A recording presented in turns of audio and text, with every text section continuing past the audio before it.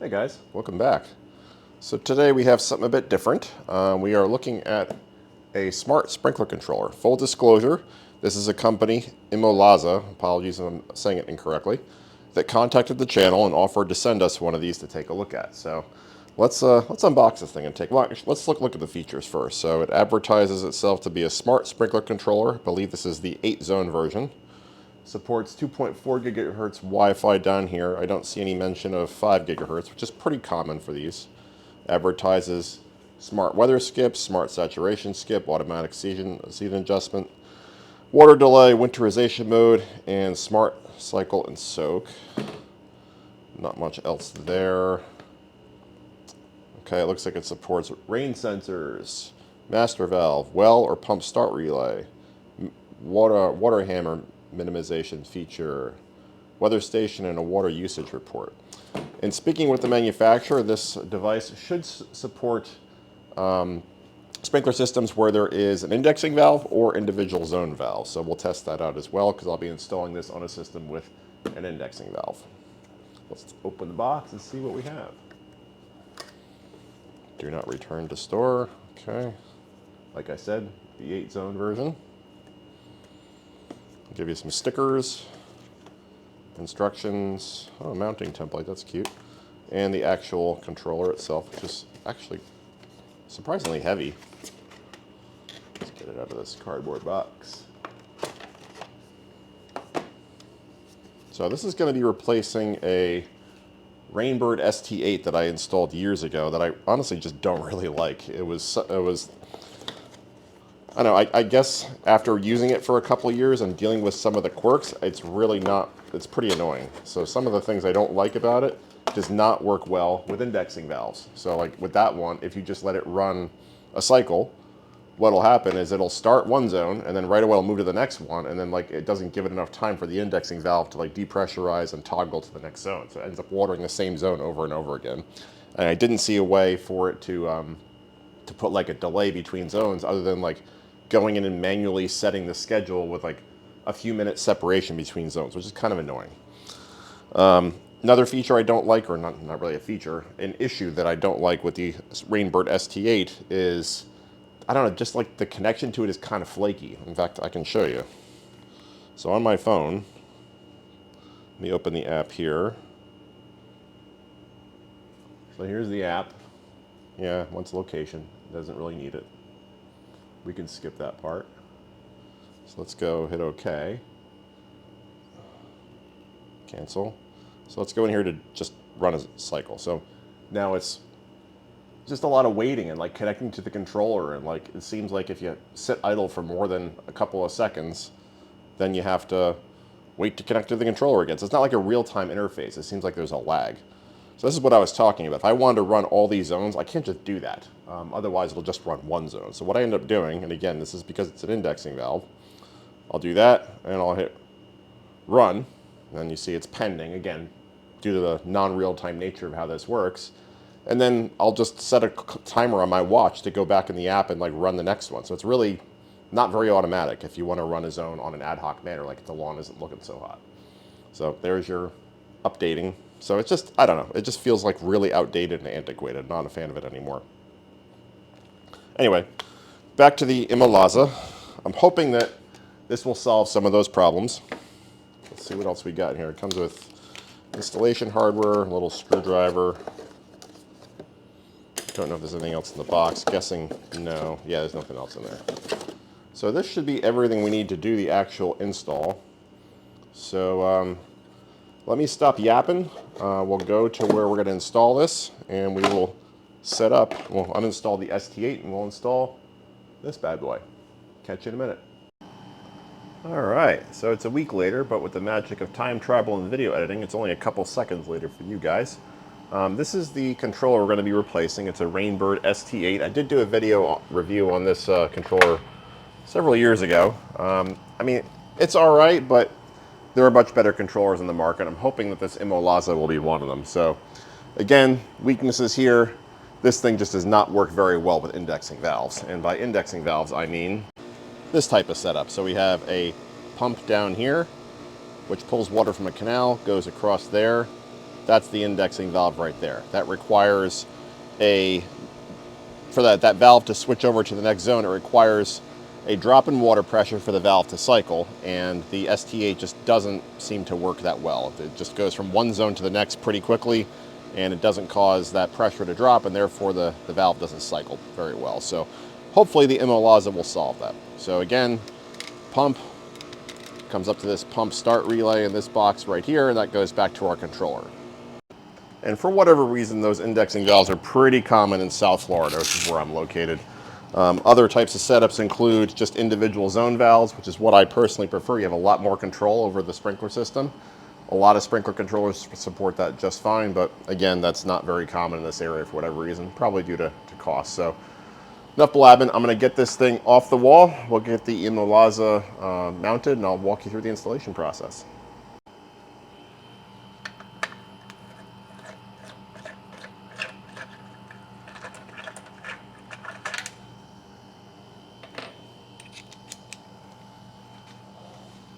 Unplug our power.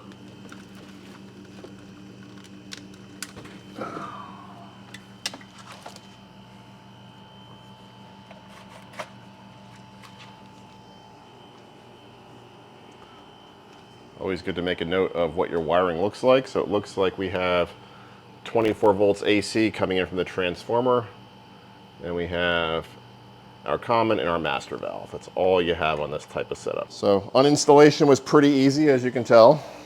Now we'll get the ImoLaza unboxed. They do give you a nice drilling template you can just stick up on the wall, and shows you where to drill the holes.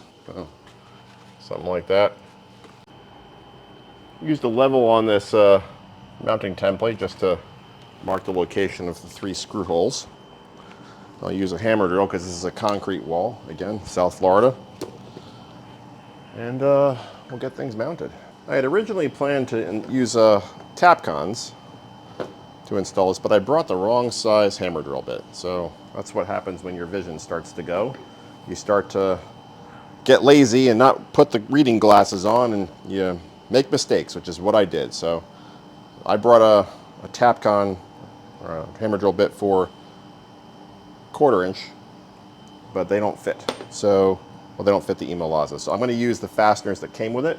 I think we can make this work. Hopefully I don't have to make a trip home. So let's drill these out, and we'll use the fasteners that came with it and make that work.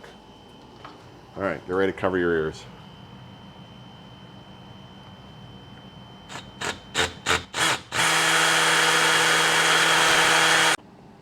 Okay, I got all 3 holes drilled.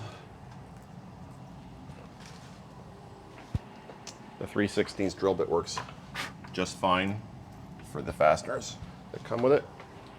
Really drywall anchors, but this is an indoor location. I think we'll be fine. ImoLaza does also have an exterior enclosure for this if you need to install yours outside, which is kind of nice. We'll start with the top.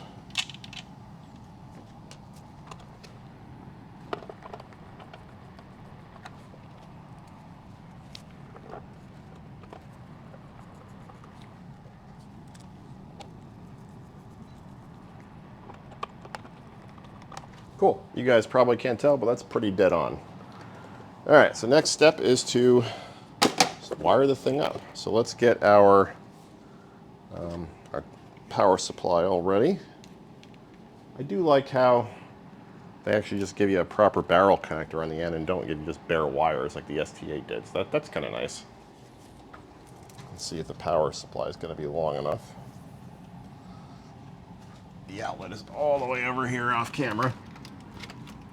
Yeah, I think we'll be fine. Cool. And for those that like to follow them, the instructions are actually quite good. So just to walk you through, just so you know what to expect, they tell you what tools you'll need. 2.4 gigahertz Wi-Fi only. They talk about marking everything, and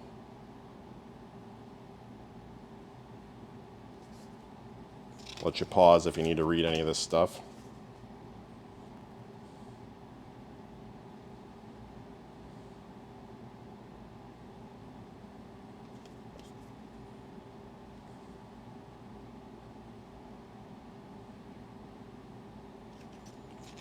It's actually pretty well done.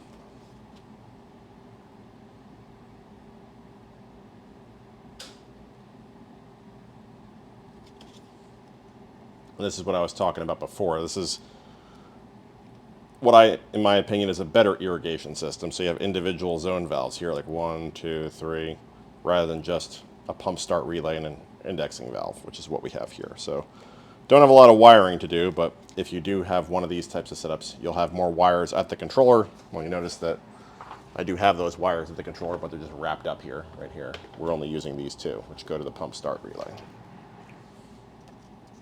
But they have diagrams for pretty much everything. They have a diagram for the rain sensor.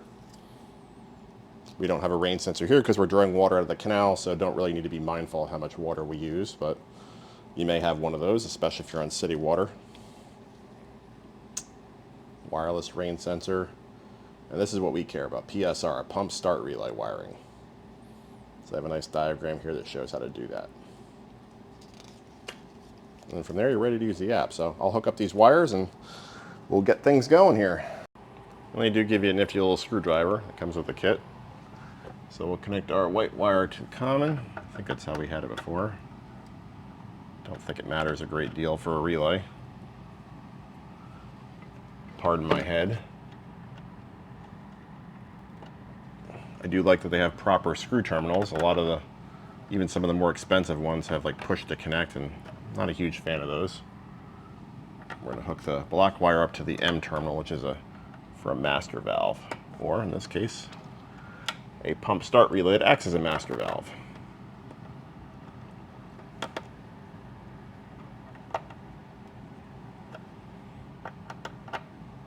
That should be all the wiring we have to do for this setup. So now we'll plug it in and we'll install the app. I did bring a tablet for that just because it can be hard to see on a tiny little cell phone. So we got power. Don't worry about that. Like it or not, I have an Android tablet, so we'll take a picture of, I'll try to take a picture of the Android. Okay, that's not working. I think we'll just go to the actual app store. Okay, I think I found the app, but it says it won't work on this device. Why the heck not? It's an Android tablet. That's kind of frustrating. It's a new tablet. It's not old. I guess we're back to the phone. Sorry, guys. Okay, hopefully you can see that okay. For what it's worth, I have found a lot of those, this app won't work for your device notifications in the Android store to be just absolute trash, garbage, and irrelevant. There have been many times where I've got that error message. You go to one of those various store APK repositories online. You can download the app and sideload it or just install it directly with no problem. So I really wish Google would add an override. Like, I don't really care if it thinks it won't work on the tablet. I'll accept responsibility, but it is what it is. I'm not going to do that for this video. I will report that to the manufacturer, though. Hopefully they can get that corrected. Anyway, so I'm on a Google Pixel 8 Pro here. I'm going to install the app.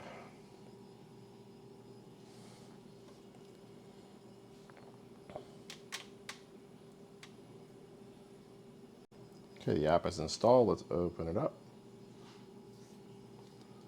Okay, it wants an email. I followed the create new account wizard in the app. I didn't film that just for privacy reasons. You get an email that you get, I got an email on my Gmail, and I guess you have to click confirm, and then that'll activate your account. And then I guess it seems to like that. I guess we go back to the app now. Okay, I signed in to the app using the credentials that I established when I registered. Let's do add controller. Okay. In case you can't read, the application uses Bluetooth to set device Wi-Fi. Please allow ImoLaza to access your location. Please allow ImoLaza to access nearby devices. Please allow ImoLaza to access Bluetooth. Keep your phone within 10 feet and ensure that we have 2.4 gigahertz Wi-Fi. As an aside, I believe this device under the covers, if you take it apart, uses an Espressif ESP32 microcontroller, which I've done quite a bit of programming on, as it turns out. I can confirm it does only have a 2.4 gigahertz radio, so that's probably why that limitation exists. Let's go next. Sure. Okay, now what? I guess back to the app. We did this already. Fine. Sure. Sure.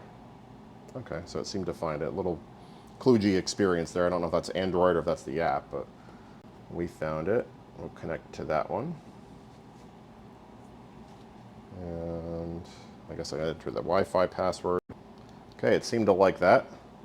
And also the device, all the lights turned blue. They were flashing like, I think, a blue and a green color. So it seemed to be in good shape. We'll give it a name. Okay, looks like we're good. Device has been added. I guess it wants the address down here. Click on add address. I will type that in off screen because you guys don't need to know this address. Okay, it was a pretty smooth experience adding the address. Now let's set up the zones. Or I guess, do we do setup zones or do we finish and go manual? Let's do setup zones and see what it says. Sure, go outside. All right, no, I don't think this is going to work for us. Let's cancel that. Let's do finish. Oh, wants to do a firmware update, fine.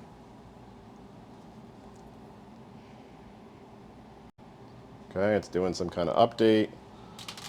The lights are doing their blinky blink thing, so we'll just let them go blinky blink for a while. All right, that firmware update went super fast, only a minute or two. I was able to get into the controller settings menu. I went to advanced wiring for the M terminal, and I'm going to wire this for a well/pump start relay. I'm going to confirm that. All right, I spent some time outside in the sweltering Florida heat, just setting up the 4 zones that are at this house, took some pictures of the areas. I really don't know if this is going to work out though, because again, this is an indexing valve. The controller has no way of knowing the position of that indexing valve. So, you know, in theory, that's zone 1, zone 2, zone 3, zone 4, but if something malfunctions in the indexing valve or gets stuck, or like maybe it doesn't switch properly once, then everything's going to be thrown off. That's just the way it is. I wish the software on these controllers had an option that was tailored to indexing valves, because they're very common in South Florida. Even just something as sane as like, hey, you know what, I want to water zone 4, but I can't pick zone 4. I can only turn it on and turn it off, right? Which advances to the next zone. If there was a way to say like, hey, I'm going to turn on zone 1, confirm you're on zone 1, and then like maybe it cycles a couple of times and then it can calculate if it's on zone 4, maybe. It's going to be imperfect at best, but I think a lot of the sprinkler controllers out there, even in the best ones in the market, like the Raccio and all the ones that people like, they can all do a lot better with indexing valves, and they are very, very, very, very common in South Florida. All right, for fun, let's do a quick run and see if this thing cycles properly. Let's do select all. Let's do next. Let's just do a minute per zone and see how that works. So in theory, we should see every single zone come on. So I'll give this a shot. I'll let you guys know how it works if it cycles. I guess maybe we got to hit that play button. There we go. I just heard the controller start. Screw it. I'll take you guys with me. So there's the controller running. Or I'm sorry, the motor running.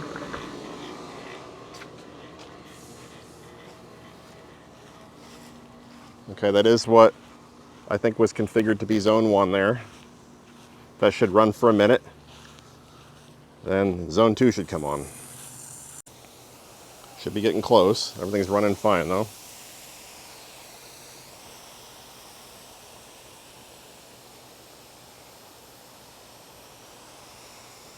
I believe the next zone to come on should be like right in this area here. Like there and over there. Yeah, I was standing out there for a while. It never switched. See, it's already on zone 3. It thinks it's zone 1 and 2 already ran. And 3 has 13 seconds, 10 seconds left, but the same zone originally is still running. Let's see if the pump clicks on and off. Should any second. Or maybe it just stays running, I don't know.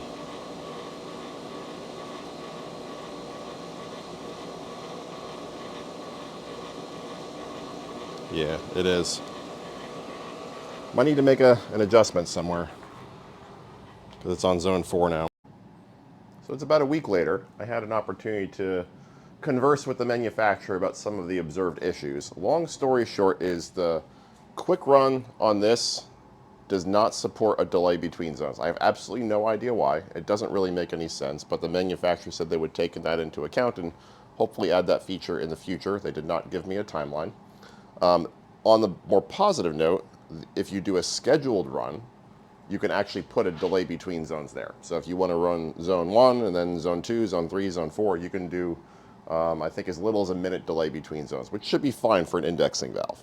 But it's a little annoying that I can't just go out in the yard and ad hoc say quick run and it puts a delay between zones and automatically cycles. It will not do that. We saw that it didn't do that. In terms of tablet compatibility, I did share with the manufacturer that I was using a Xiaomi Pad 6, admittedly not the most common tablet in the world. It's not an iPad or anything like that. I don't know if they're going to fix that or not. It's not a huge deal for me, but if you have a Xiaomi Pad 6 and you want this controller, definitely something to keep in mind. They did claim it worked with an iPad, but I don't own an iPad, so can't really test that. So if you see here, that setting down there says soak. Delay between zones, interval 1 minute. So that's what we need for the indexing valve to cycle. So if I do quick run zone, come on. It says here, the device is currently running. Oh wait, no, it's not running actually. I hit stop. It seems to think the device is running. Yes, let's do yes. Okay, here we go. The soaking function is not available when using quick run mode. So that means that, I mean, for an individual zone valve system, probably not a problem, but for an indexing valve system, this will result in what we saw earlier in the video where one zone will just continue to run because it doesn't stop the pump. Okay, so those issues aside, what's the verdict? I do actually like this controller quite a bit. It's a lot better than the ST8. The app is much more responsive, it's more functional, it has more features, it feels more modern. So from a user experience perspective, the app is phenomenal as it compares to the ST8. Now in terms of value, so this controller, the 8-zone version, can be purchased on Amazon for about $140. I'll leave a link in the description or in a pinned comment or somewhere. The Rainbird ST8 is actually more than that. It's $212. I'm looking at it right now. It's hard to, I think that does include the Wi-Fi dongle. In terms of other competition, like one of the top performers in this market is the Rachio. The 8-zone version there, I believe, is, what did I say it was? I think it's about $200. Yeah, the 8-zone Rachio is $199, so $200. So this thing's a little bit cheaper, right? So if you're looking for a good sprinkler controller, you're on a budget, and you want one that feels fairly competitive to a Rachio or one of the more modern controllers from a features perspective, this could be a very good value. The installation was very easy. The app is responsive. It works very well. Has all the weather monitoring functionality that a modern sprinkler controller has. So yeah, I would definitely recommend this for certainly an individual zone valve system. I have no reason not to recommend this.